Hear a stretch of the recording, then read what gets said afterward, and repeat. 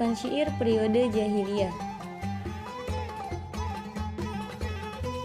Kedudukan syair pada masa jahiliyah adalah sebagai gambaran setiap saat dari kehidupan mereka.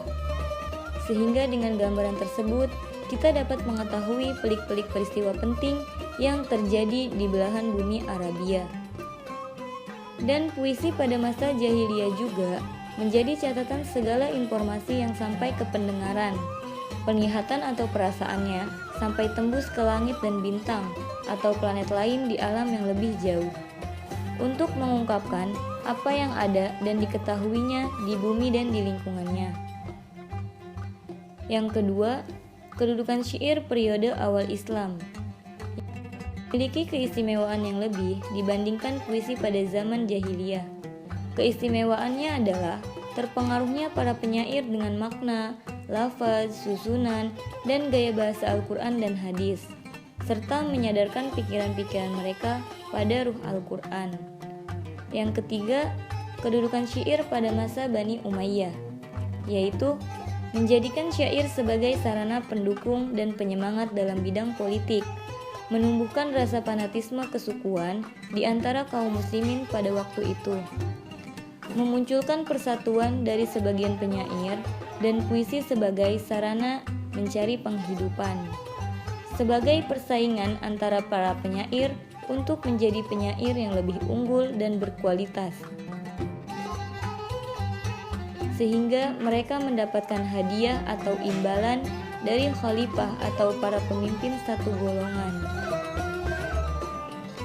Membuat majelis kritik sastra yang bisa menimbang puisi dan menganalisisnya, menghapus kontra pada syair. Dibuatnya macam-macam cabang peraturan dan undang-undang sastra seperti ilmu arud, balaghah, ilmu nahwu, dan lain sebagainya. Sedangkan corak lama yang dikembangkan adalah dalam bidang puisi dan khutbah, karena keduanya ini sangat berpengaruh dalam perluasan dakwah Islam. Yang keempat, kedudukan syair pada masa Abbasiyah. Lebih banyak tema-tema syair yang mengagung-agungkan kedudukan, kekuatan, dan kemuliaan para khalifah, serta memasukkan pemikiran-pemikiran filsafat ke dalamnya, karena proses asimilasi budaya Arab. Syair telah menjadi satu kemahiran yang dituntut, dipelajari, dan dikuasai, tidak lagi merupakan suatu bakat yang dianugerahkan kepada seseorang.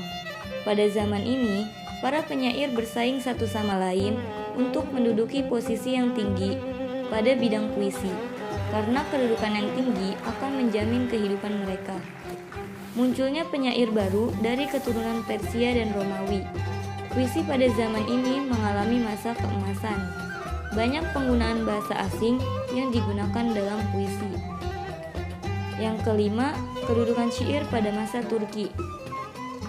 Bidang bahasa dan sastra, termasuk syair, mengalami kemunduran.